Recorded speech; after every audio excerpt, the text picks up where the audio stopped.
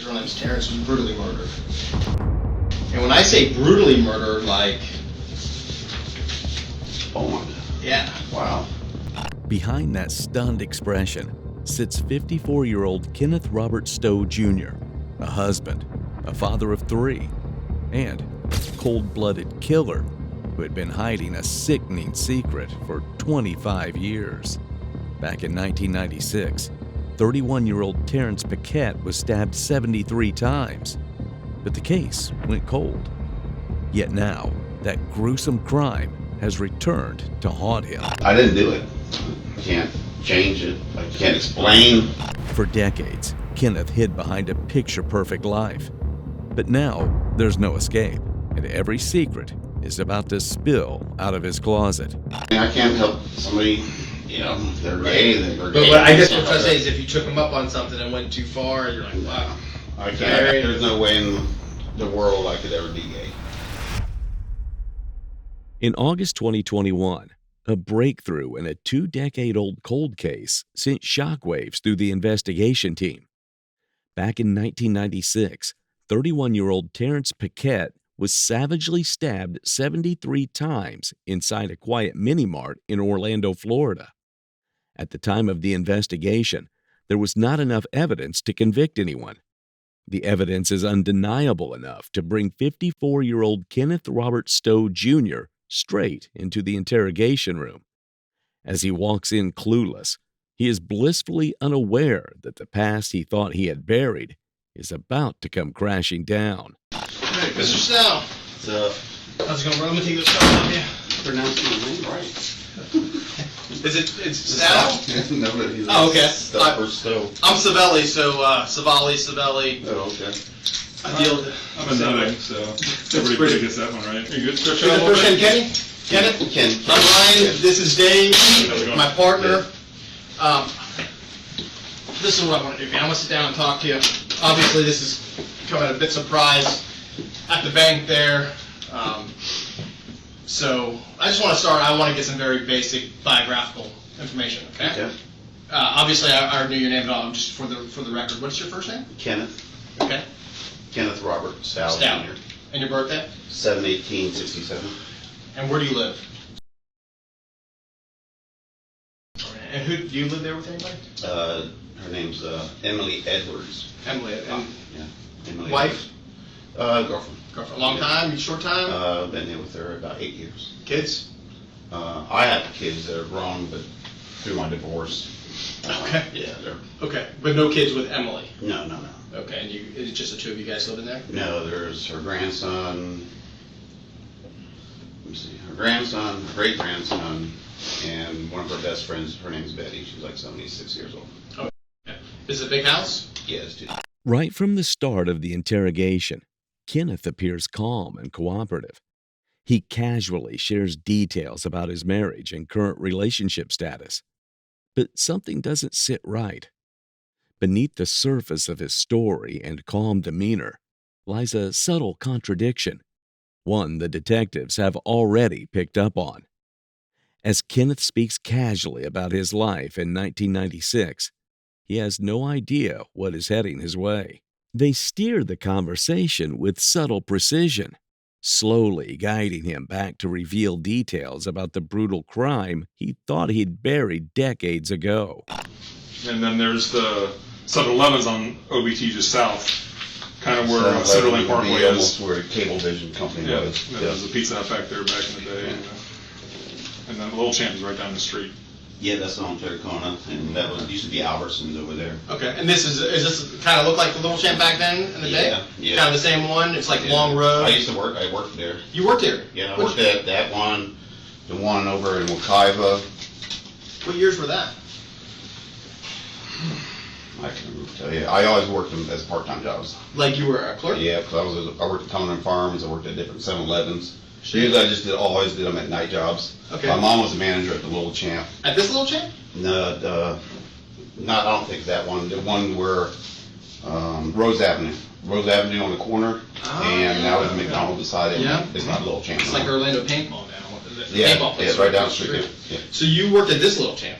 Yep, I worked at 3 different ones. Were you like morning clerk, mid-shift, swing Different shift? ones. Sometimes I just work on Saturdays. Sometimes I work, because I always did it as a part-time job. I never did it just as. Crazy question, and I just want you to be honest with me. Did you ever use a different name back then? No, sir. Did you ever go by a different name for tax purposes, like you Never. didn't want them to know about this? Never. I never did nothing like that. No fraud stuff? No, sir. Okay. Detectives steer the conversation toward Kenneth's early years, hoping a deeper dive into his past will shed light on his present. However, he instantly denies any connection. For the detectives, this isn't just deflection, it's a red flag. His denial came too quickly. And this is a common response, letting the detectives know that they have struck a nerve. They've set the stage carefully, letting him think he's in control of the narrative. But this sense of false control is about to crack as the investigators try a bold move that will flip the entire interrogation upside down. I want to show you a picture of somebody that you might have come in contact with through, where you said you worked at the Little Champ. Has this person ever, did you ever work with this guy? His name is, his government name is Terry, or Terrance, but he goes by Terry. He looks familiar. I mean, there's so many people that go through those jobs, right? And kind of like I explained to you earlier, like this whole thing could be a huge misunderstanding. But the times you worked at this Circle K, do you ever remember getting hurt? At Circle K? Yeah, or at Little Champ. You ever Just cuts and stuff like that with, Okay. box cutters, nothing major. I'm going to be honest with you. Terry was murdered. Oh, shit. I remember somebody back in the day, said somebody got hurt there. Okay. But, and I remember a robbery, it was on the news and Was everything it? else, yeah. Because right around the area you kind of live. Yeah. And what do you remember hearing about it? Just whatever they said on the news, I don't know exactly. Okay. Yeah, just exactly what they said on the news about. Okay. It was a robbery, and I seen the crime tape and everything. Oh, you did? So Yeah, kind of yeah. like this is right here? My mom This did is another my picture. mom worked at the Publix right back here, but not behind that. Yeah, just right behind the Publix. So- it was actually in front of my apartments, the Publix. She retired at Do Publix. we're from Orange County. We're not Okay. County guys. We're Orange County guys. Do you have family that works for Orange County? Do I have family? No. There's some styles that work for Orange County. I remember back in the day, there said somebody in the sheriff's office that worked for Orange County. But you don't have any. You I don't don't know. have that, no. Your parents never mentioned anything like that. Until now, Kenneth seems to have only a vague idea why he's here. But all that has changed with the revelation of the photo. Despite being told that Terry was murdered, there's no expression on Kenneth's face. Instead, he tries to play it down, calling it a robbery, trying to distance himself from this so-called tragedy. The detectives know that they have him cornered, and now it is just a matter of time before the truth is revealed. Your job at the store at the Little Champ, did you Cashier, stockings, stuff did like you have that. to deposit money into the safe at the end of your shift? Oh, yeah. So- Yeah. Sometimes with them, we used to have to, and I thought it was scary because we had to leave there with money and deposit in the ATM. When you would cut yourself at the store, did you have to report that to your boss? Like, hey, I just injured myself. That's pretty bad. Nothing, unless it was major. So you never reported any. No. Any significant, like, I got an injury here before I dedicated, when I was moving. well, let me show you some other pictures. So this is the inside of the store, right? Is that kind of what you remember? Sort of, yeah. I mean, They all look it's the going. same. I mean, They I was all going to look the say, same, and then yeah. back in the day, what we need to clear up. And this is what could be the misunderstanding. Okay. Is unfortunately Terry. I'm going to call him Terry. His real name is Terrance. Was brutally murdered. And when I say brutally murdered, like, Oh my, yeah. wow. So that's crazy, right? And so nowadays, I mean, everything with crime is on TV. You can't turn the TV off. I watch crime TV. You all watch. the You time. probably, I mean, I do the same thing. I find myself at home falling asleep to Forensic Files sometimes because That's But when I say this guy if was, I knew somebody. Wow. but here's the problem because I know this is the first time you see me, but I've kind of been up in your for the past couple months. So the other about a month ago, we got your DNA from you like Budweiser. Yeah. You drink Bud, don't Yes, you? sir. And you like to go the Sicko. Yes, sir. And so we got your beer. And so this is what we need to explain, because now we have a homicide where Terry stabbed 73 times. It happened with Terry and you. I don't know if you got into a... I've never heard nobody. Look at this. Listen to this. You ever watch Jerry Springer shows and they do the paternity test? And Yeah, I understand. And they say- I watch DNA shows and everything, Yeah. but for somebody to say I'm responsible for something like that, no. And let me tell you about Terry. We got to go back. We can't be talking about 2021 right now, because would you agree times are different in 2021 than they were in definitely, 96? definitely. However you want to look at it. Terry was gay. I'm just trying to remember. I'm just Okay. trying to give you kind of a background. Terry was the store manager at Little Champ, and he was gay, openly gay. Okay. Not a big deal today, Right. right?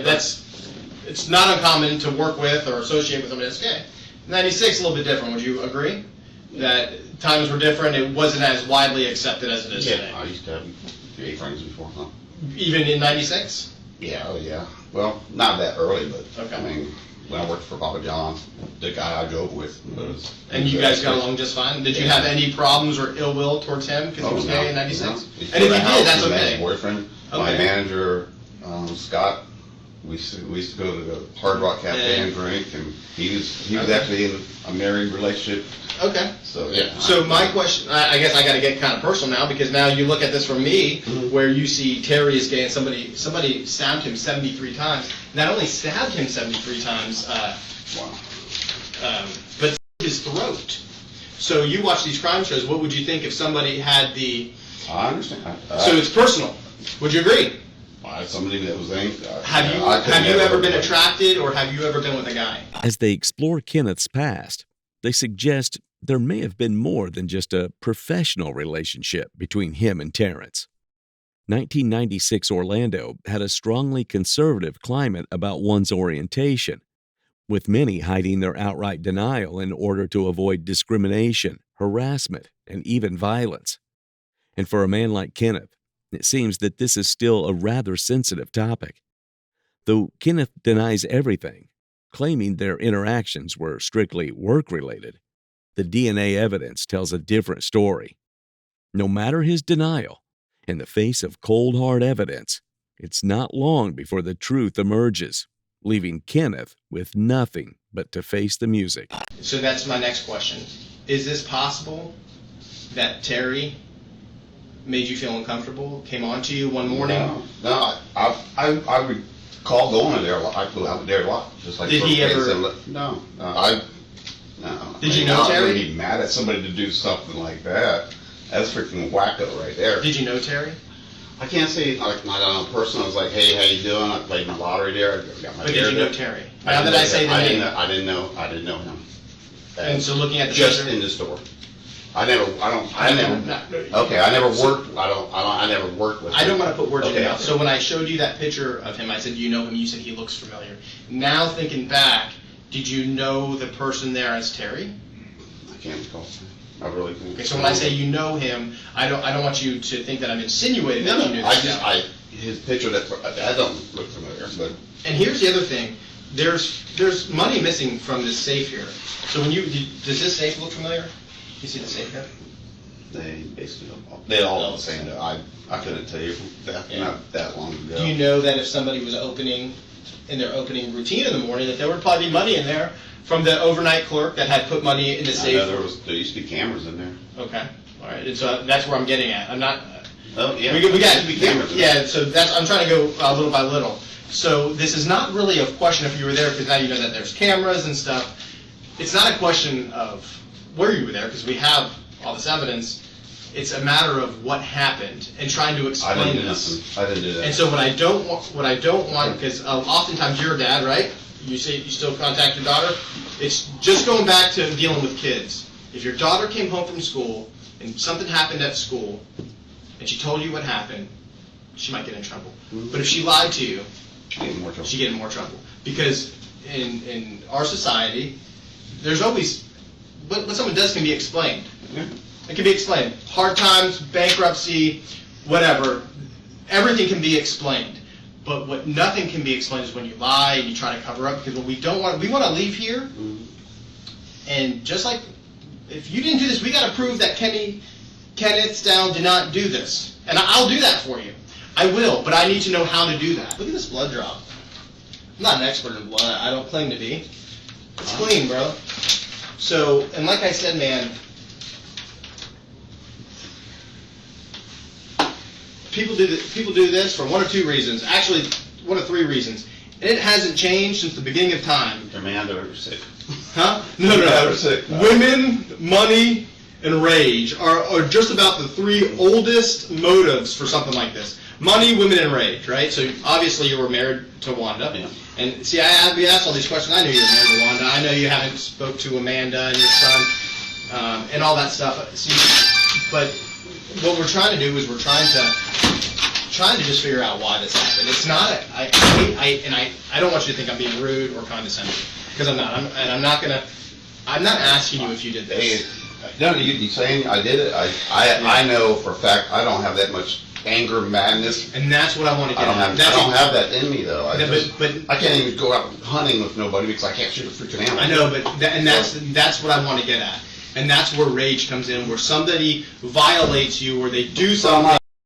I never said you were. Well, I'm just saying, it's like, I don't understand why I wouldn't have no rage towards nobody, not to hurt somebody. There's nothing Well, that can make me that. Is it, and I don't know, and I hate to get into the personal stuff because That's couldn't fine. imagine sitting here. This is but what really personal now. Yeah, I might be going to prison, jail. It's very personal, and that's what I was asking, is I didn't know if maybe you did know Terry, maybe you did come in for a cup of coffee, and maybe he did come on to you, or I don't know, or maybe something happened and you were young and it was 25 years ago. I never really knew him as his name. I knew him, and that's why other folks look familiar. But when you say him, are you saying that? I can't remember his name. Can you identify him off of that picture I showed you? The other picture, that looks.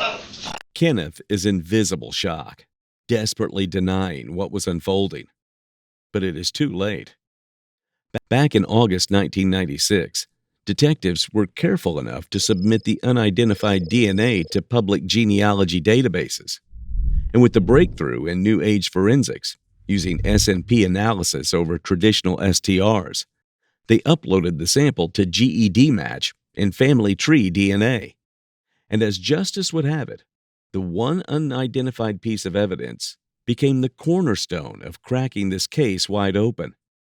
What comes next will rip open the darkest chapter of his twisted past. So Brian and I, between the two of us, we've been doing this job for over 50 years. I've been doing this 32 years myself, and Brian's been doing it for close to 20. So you're looking at, we've heard every single story. I started this job in 1989. That's how long I've been doing this job. This homicide occurred when I had been on a job for 7 years. What year? So, what was the year? 1996. February 3rd, 1996, it was a Saturday.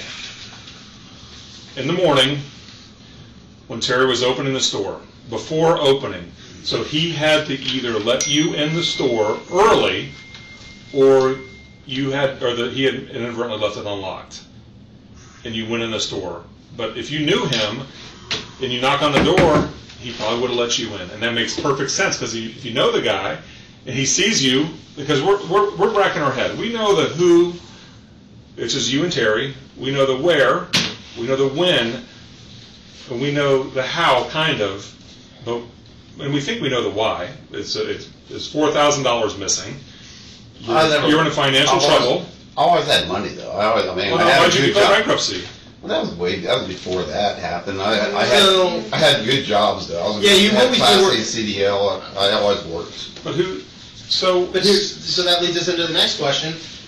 If it can't be money, it can't be women because you're married, then it's rage. And so let's look at this picture again. You said, now we're looking at this picture. I said he looked familiar. I'm trying to think of any way I can get it. My nerves are like. Yeah, we'll get you one. But what I want you to do is I want you to look at this. You can't do this to somebody. I can't do that. Because you gotta, no, I didn't say that. I can't do that. But when you say this water bottle is a knife, when you do this to somebody, you know what you're hitting? You're hitting bone, and you're sweating profusely, so the handle of that knife becomes a little slippery. And sometimes your hand slides down. Are you right or left-handed? Right. That's perfect, because if you see where all these injuries are, they are all on the right side. Typically, when you're standing over somebody, right, or his left, there will be opposite side, right? So that's why you see him over on the right, because most people are stronger on their right. What I'm saying is your hand slips down and you inadvertently do this. So would you agree that if you did this to someone, whoever did this would probably have Terry's blood on him? Would you agree? No, Look at that. Probably has Terry's blood on him. This looks bad. Yeah. This looks bad. I mean, I didn't have my surgery until on both hands for. When did you have surgery? Huh? When did you have surgery? Probably almost the same here. This looks bad. Yeah, but it's on both of my hands. This right It's here, on what the happened to table. Terry, looks bad. No, it's I not can't good. imagine sitting in your seat. It looks horrible, Mhm. but it can be explained. And most people sitting in your seat, right, regardless of how hard it is, to be honest, it's very, very important. Very important, okay? Because there's a difference in somebody that grew up since they were 15, and they said, you know what? I just want to kill somebody. Right? No, just hear me out. But there's a difference between there's a difference between somebody that is that young and it's in their mind their whole life, and they're just going around. That person's a monster. They wanted to do this, and they've thought about it, and then finally they say, you know, I'm going to kill that person, and then they go through the whole process of premeditating this, and they stalk them out, and they do it, and then finally they kill them one day. That's a monster. Somebody that's thought about this versus somebody that did this. One, because they had a kid on the way, in and out of jobs. My daughter was. Just hear me out. Okay. That did this in a fit of rage, that never had these thoughts, or maybe something just happened. But it's important that you're honest with us, because it may not seem like it's important now, and it may be very hard for you to do. But I promise I you, could explain I anything promise. I would. I just. There's only one way to You're explain telling- it. You're telling. I'm in You shock. don't- I'm in shock. I just know. You're I know shocked. you're shocked. You're shocked because you're here right now. Because for 25 years, you've never been in front of a detective asking about your blood. I never committed a crime like this. As the room tightens, detectives shift gears. They are about to go on the offensive, using evidence-based interrogation to its fullest, making sure there is no way out for Kenneth. And amongst the plethora of findings, the detectives are about to reveal one piece of evidence that could shatter every lie, and they know Kenneth won't see it coming. Dave brings up a good point. Did you find Terry like this and freak the out? Take his keys, check for a pulse, get his DNA on? Hear me out, because it's very plausible. Terry, oh my God, are you okay? And then all of a sudden, you touch him and you get a pulse, and now you take his keys because you're freaking out, because now what's going to happen is the cops are going to come and they're going to look at you like, oh, Kenneth is the murderer. Then you lock up and take his keys. Is that possible? No. But because that didn't happen. It didn't happen. I like I said, I knew about the robbery, but seeing that, So Dave and I have the wrong person. You We definitely have the wrong person. got to, yeah, the wrong person. I didn't kill nobody. Do you swear to God that I that's swear the to truth? God I didn't kill You raise your right hand? You swear? Can you raise your right hand? You swear to I God? swear to God, I didn't Wow. kill nobody. I was there, like I said, Thursday or Friday, probably. But I'm just trying to. You don't know back. when you worked there, Ken. I know as far as a customer. I mean, But before that happened, I already. you remember you were living in injured. Volusia. You told me you remember when this happened. You were living in Volusia But I County. visit my mom almost every day. In the I morning? visit my mom. In the morning time? Different times, all the time. 5 in the morning? 6 in the No, morning? never. That's when this came happened. I didn't come that early in the morning. Might have been there the night before. Here's what I think happened. So you get inside the store. Either you know that Terry has all the money out. The $4,000 is gone. We talked to the clerk who worked the night before. He said, "Yeah, I remember putting it in there. Now it's gone." You killed Terry inside the bathroom. And then you come out, and people are starting to come. Customers, there's a guy waiting for a ride. You hunker down in the freezer until somebody's gone. And then you haul out the door. You grab what you can behind the counter. You've been living with this for 25 years. I can't recall. You just got to get this off your shoulders, I bro. wouldn't have done it. There's no way. How good would it feel just to get this off your chest, man? It has to have been eating you up, man.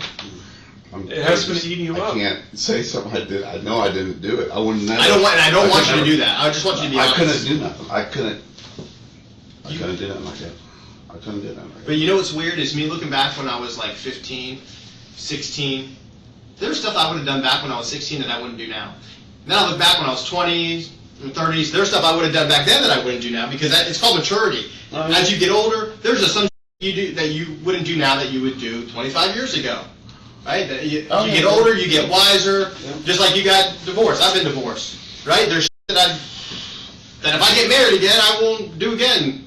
So, it's just called life. It's called maturity. So you keep saying I wouldn't do it. You wouldn't do it now because you're, what are you, 54? 54, right? 54-year-old Kenneth Stowe wouldn't do this. But 31-year-old, because you were 31 at the time, 31-year-old Kenneth Stowe did. Kenneth's DNA was found mixed with the victim's, yet he keeps denying everything. But he had no idea about how the detectives arranged their cards before bringing him into the interrogation room. A trained forensic genealogist began the painstaking task of building a genetic map to bring a long-awaited justice. Eventually, all lines pointed to one man, Kenneth Robert Stough, Jr.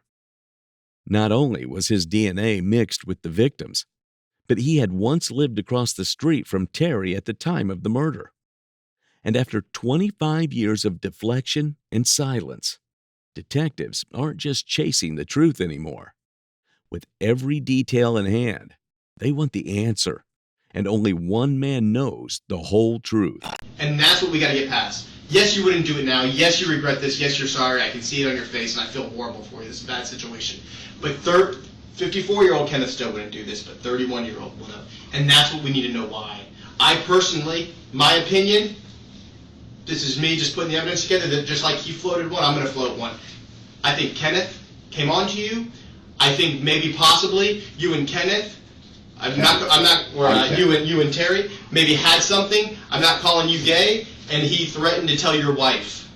And how would that look back in 1996? That's my opinion. I don't know. Nobody knows but you, and that's what we're here to do. I've never. See, I've never been with. Do you want us to piece this together for you? This is your story, bro. You don't want us to piece this together for you because he's going to say one thing, I'm going to say another, and then the prosecutor's going to say one thing, and then you got 12 jury members, and they're going to say their own. The only person that can tell us why, how, and how remorseful you are is you. And that's what's important, is the remorse. Is there a chance I can go to the bathroom? Yeah, we'll get you back. Of course. I know you've been chugging those waters like crazy. But this I just got dry throat because you need that bottle of water? Yeah, no, okay, we'll get I gotta go bathroom first. I gotta pee. Okay, but that's where we're at, man. And I can't hold my poop, so. Yeah. Okay, we'll get you a bathroom. This is where we're in somebody else's house here. Detectives were now desperate to know his motive. As they already have their basic details in hand, they are trying to delve into his psyche. With the stigma around the LGBT community being far greater, the fear of being exposed could have triggered overwhelming panic and even rage.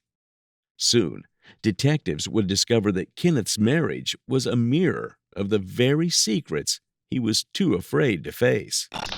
This guy stabbed a lot of times. Oh yeah. A ton. Throat slit. I see that. I see. That's horrible. You know how many of these are deadly? Not all of them. In fact, there's more on here that are not deadly that are deadly. That's just how it is, because I could stab you all in your legs, and granted, I don't hit your femoral artery or something significant blood supply. You can survive superficial knife wounds. Is it possible that he threatened you, and you just stabbed him once, and then you just lost it? Because that's a difference too, Kenneth. That's a difference between if he threatened you. Maybe he thought you had money because you're a hardworking guy. Maybe you had a watch on. And I'm not saying that there's the possibility that he threatened you that day, and you just stabbed him one time, and then he died and went unconscious, and you said, and you just took the. No matter what somebody done, unless they killed one of my kids or somebody else. I understand that, but would I do something like that? A person I can run away or fight myself out of it, but like that, no. All right. I want to have that much rage to. But you never know till you're I have some self-control to where I wouldn't hurt nobody like that. Everybody says that until they get cut off in traffic, and then rolling the window down, throwing a finger up because you're just so caught in that moment, and I can turn the Jeep real easy. You know, now, 25 years ago when you were 31, when shit wasn't as easy as it is now. That's the difference. Actually, I mean, I had more important things in my life than I do right now. Right now it's simple. It's You said you talked to your daughters? We've been trying to go back and forth. You talk to your son? No, like I said, he's angry. He thinks I. What do they say is the cause for the divorce? I haven't talked to him. 'Cause I showed him that when everything happened, your mom lied. I mean, basically she lied, tried to get me arrested, so she had control of the house. Domestic violence issues? I mean, but What did she lied. say? She said I was trying to keep her from leaving. I said no, and it was just the way that everything happened. Even because I had a defense attorney at the time, but we were still separated. Even the defense, because I showed him, okay, if you had something so dramatic in that night, she wrote one report. Then she turned around and wrote another report. I guess the one for the courts, the next day it was for the Volusia County Police. They're totally different, and they seen that. And I told my son, and he got mad, but I was like, your mom's going to get arrested. She's going to have to go on court and lie about this. She wrote 2 different reports. And I didn't want my daughter to have to go to judge. Even my daughter told me, Dad, I know Mom lied. She promised me a cell phone. She promised me all this stuff. Because she told the police officer that night, yeah, I'm in fear of my life for my dad. I never hit my kid. I spanked both of them one time in their life. But your son even went through some measures to change his name. Oh, I don't know about that. Yeah, like that's pretty. Oh, he stayed angry at me because he thinks everything was my fault. No telling what she told. She told my daughter to lie the night I got arrested. What does your daughter and son do now? Do they work? The last thing, my son should probably be a doctor by now. I don't know for sure. But You got med school and stuff? when I got my DUI 16 years ago, I sort of couldn't transportation wise, couldn't go see him. And I was like, when they get old enough, they'll come see me. Let me ask you, I got to go back into the memory bank with Wanda. You and Wanda, were you guys, through your marriage, always good Oh, yeah. with her? Yeah. Consistent? Oh, yeah. I mean, she uses it like I think most wives do, as far as leverage. You know? Yep. Well, that's earn your just, brownie points. You know? Yep, that's human nature, isn't it? You think you and Wanda would still be together if it weren't for your DUI? We already gone through divorce. And that's why the only reason I got in the DUI because I had a dog in the car and he freaking got out of his box and he was a little chihuahua and I moved him and I swerved and the cop got me and I was literally living in my semi because I was like, I don't know how the divorce was going to go, so I'm like, I don't want to start buying something. And I was like, okay, I can't pay rent, I got to move. So when I got my DUI, I just did a settlement with her. I said, hey, I don't want nothing to do with you. You don't want nothing to do with me. So we're just going to split the 401k. Your bills is yours, mine is mine. And I'm not going to pay child support until my daughter's 18 so she can tell the truth. What high school did you go to? Popka High School. So we're actually junior high school.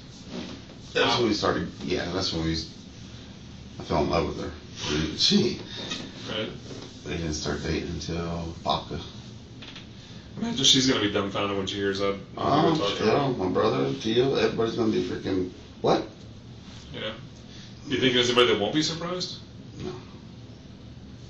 Because... Oh, I mean, everybody's going to be surprised. I mean, I just can't think of somebody that everybody knows me. So we're down to... Everybody knows me enough. Kenneth tried to paint himself as a man of faith, someone who had changed. But then came the red flags. An arrest in 2006 for domestic battery after his wife tried to leave him due to his addictions. Sticking to the role he has built up throughout the interrogation, he again denies everything. Add to that a 2004 arrest for disorderly conduct, solidifying as a troubling pattern immediately. Detectives notice his restless hands, shifting posture, and silent signals of rising tension. But what Kenneth never saw coming was how a scrap of DNA would blow his past wide open. If I blacked out and I knew I had done something like that, if something ever happened like that, I couldn't live with myself. There's no way.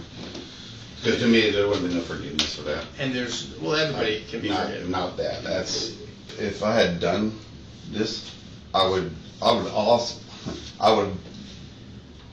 tell you. I would tell you, let me take lie detectors. I would tell you if I did this or whatever, if I had done it. But because I wouldn't want to face anybody in my family and them thinking, Dad. But this is a real personal thing. I know. Because we're dealing with somebody that's gay and that's very uncomfortable even in today's world for somebody that may have never even talked about it in their whole entire life. Okay. It's very uncomfortable. All right. 4 years ago when I worked at Perkins, okay, so to take the gay thing out of it, so I worked with Scott, He died of a heart attack, but everybody knows we used to go out.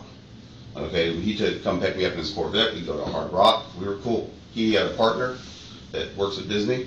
Everybody knew how me and Scott were cool. John Carson, he'd sleep in the bunk. We went to Georgia. We did deliveries. He was openly gay. We went to his house. He had, he was a gay guy, and his partner was the girlish kind of guy.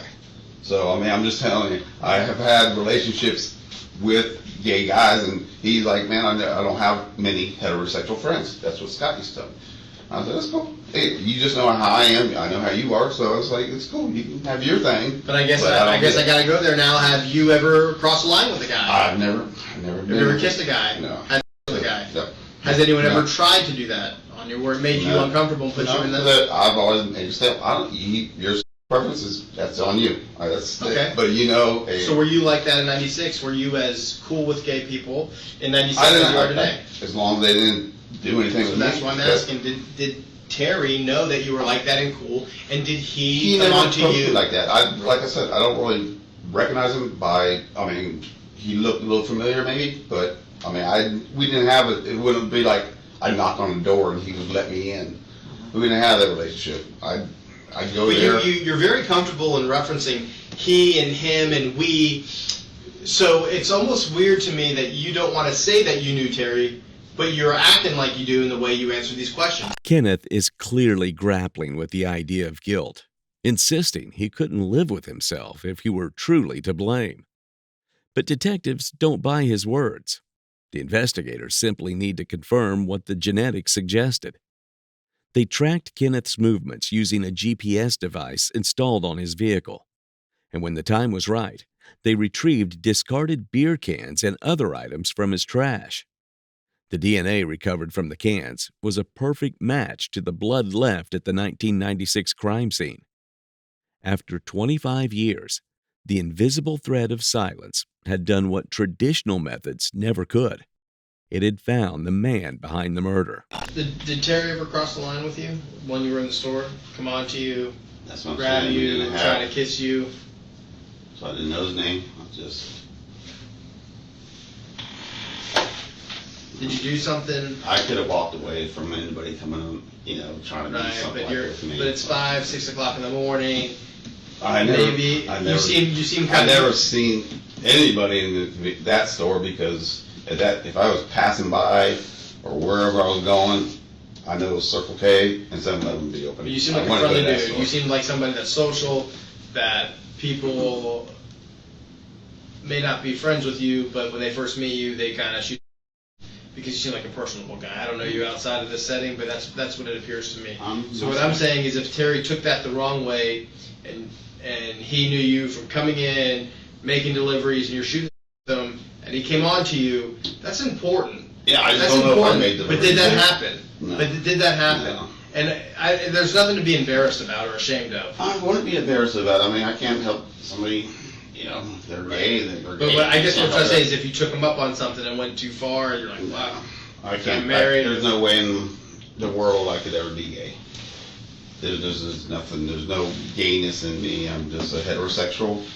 It's almost Yeah. everybody, let's say probably everybody we speak to that we show the crime scene photos, like, oh man, this is deeply personal.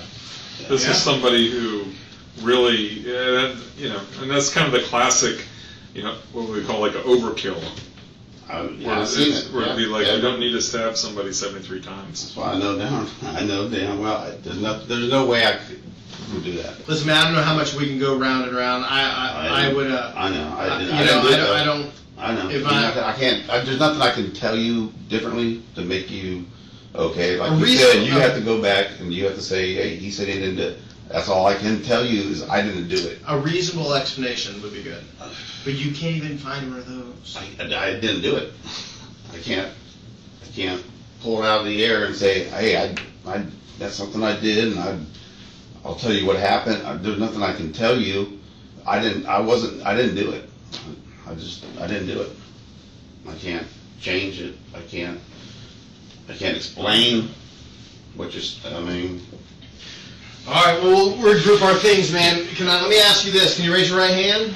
Do you swear, affirm, or promise everything you told us in this interview today was true and correct? Yes, sir. So help you God? Yes, sir.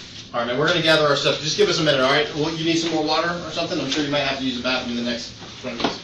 Just hang out here for us. As a last resort of a condemned man, Kenneth repeatedly denies any involvement in Terry's murder. Despite his insistence on innocence, the evidence is stacked against him. His refusal to take responsibility only deepens the mystery and solidifies his guilt, setting the stage for a courtroom trial where his fate will unfold. Kenneth Robert Stough Jr. was charged with first-degree murder and stood a 5-day trial in Orange County, Florida. The jury found him guilty, and with the help of advancements in forensic DNA technology, including familial DNA tracing, the case, which was unsolved for 20 years, was finally solved with Judge Robert J. Egan sentencing Kenneth to life in prison.